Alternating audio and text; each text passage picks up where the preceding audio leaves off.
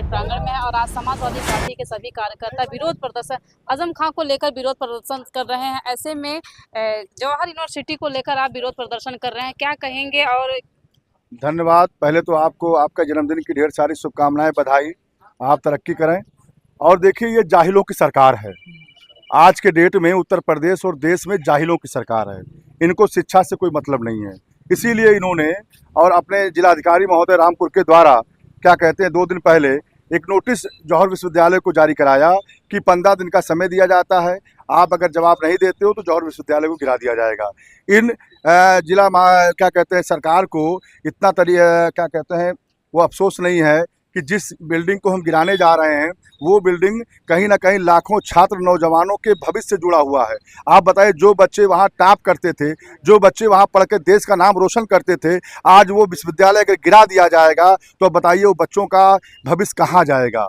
ये सरकार बहुत जुल्मी सरकार है। ये गुंडा माफियाओं की सरकार है। ये केवल इनकाउंटर की सरकार है। कम से कम लगभग हजारों ब्राह्मण भाइयों की हत्या करा दिया इसने इनकाउंटर के रूप में। लेकिन आज प्रदेश की सरकार बने पड़े हैं। ये कहीं ना कहीं प्रदेश की जनता को बहुत गौर से ध्यान देना पड़ेगा इस पर कि हत्यारी सरकार है।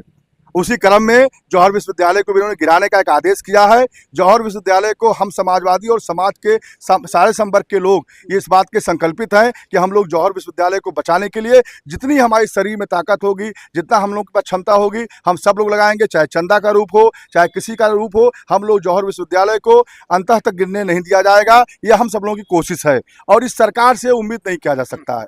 इस सरकार में देखिए, चंदा चोर, यही राम को लाए, यही राम को चंदा चोरी कर लिए। आप मुझे बता दो, देश की जनता को जो राम को लाए हैं हम उनको लाएंगे। सोनम वांगचुक को किस तरीके से देख रहे हैं? भाई, हम कह रहे अपराधियों की सरकार है, जाहिलों की सरकार है, शिक्षा वंचित लोगों की सरकार है। इनके पास कोई पर परिवार व्यवस्था है ही नहीं है जिसके बारे में सोचें। तो इनसे क्या उम्मीद की जा सकती है? वो बड़े आंदोलनकारी नेता हम लोगों के हैं और बड़े आंदोलनकारी हैं। आज उनके साथ क्या हुआ, किस तरीके से पुलिस ने बदमाशी किया और क्या कहते हैं रुमाल में, जिस तरीके से रुमाल में लपेट के लेके गए हैं, क्या वो कफन में लेकर क्या अपराधी है? वो अपराधी हैं? वो अपराधी नहीं है। इस देश के आंदोलन की आवाज है।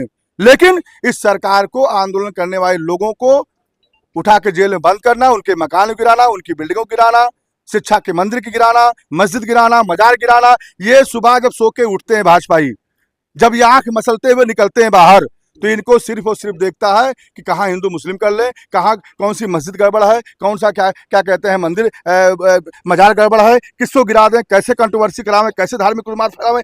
आप मुझे बता दो कि 80% प्रदेश और देश के धार्मिक स्थल, चाहे वह हिंदू सनातनी भाइयों को धार्मिक स्थल हों और चाहे मुसलमानों के हैं, अगर उनकी जाँच करा ली जाए तो उसमें से कम 80% धार्मिक स्थलों का जो निर्माण हुआ है वो कहीं ना कहीं कोई ना कोई कमियां उसमें छूटी हैं। क्या सबको गिरा रहे हो आप? केवल मुसलमानों की मस्जिद गिरा रहे हो, मुसलमानों के नमाज पढ़ने की बात कर रहे हो? क्या इस देश में अधिकार नहीं है? क्या इस देश को क्या कहते हैं वीर अब्दुल हमीद साहब ने आजाद नहीं कराया? स्वर्गीय वीर अब्दुल हमीद साहब ने, क्या कलाम साहब ने मिसाइल नहीं दिया? आज इस देश में अगर कलाम साहब जैसे साइंटिस्ट ना होते तो इस देश को अदर देशों से के आंखों से खोटी कैसे बचा पाते हम? आज हमारा देश गर्व से कहते हैं कि हम हिंदुस्तानी हैं, कहीं भी खड़े होकर के, कोई भी अमेरिका हो चाहे कोई देश हो। अब तो अमेरिका के मित्र हो गए हैं, अब जाके इटली के प्रधानमंत्री को मेलोडी खिला रहे हैं। बताइए, हिंदुस्तान में केवल मेलोडी बची है। शिक्षा के मंदिर को गिरा रहे हैं, सबको तबाह परेशान कर रहे हैं और उसके बाद अब मेलोडी जाके इटली। यहाँ देश लाइनों में लगा पड़ा है डीजल पेट्रोल के, यहाँ देश गैस सिलेंडर के लिए लाइनों में लगा पड़ा है और देश का प्रधानमंत्री जाके इटली में प्रधानमंत्री को मेलोडी खिला रहा है। शर्म नहीं आती ऐसे देश के प्रधानमंत्री को? तो हम कहीं ना कहीं हम सारे लोग मिलकर के जौहर विश्वविद्यालय को बचाने के लिए हम मुहिम ठाने हैं और ये लगातार करेंगे। अगर इससे बड़ा आंदोलन करने की आवश्यकता पड़ी तो हम बड़ा आंदोलन करेंगे, अनशन में बैठेंगे। जौहर विश्वविद्यालय को बचाने के लिए हम अपने जान की आहुति हम सारे कार्यकर्ता देंगे और हम सब लोग साथ खड़े रहेंगे। हम लोग जौहर विश्वविद्यालय को गिरने नहीं देंगे। ये हमारी अंत तक ताकत रहेगी और हम ताकत लगाएंगे। भविष्य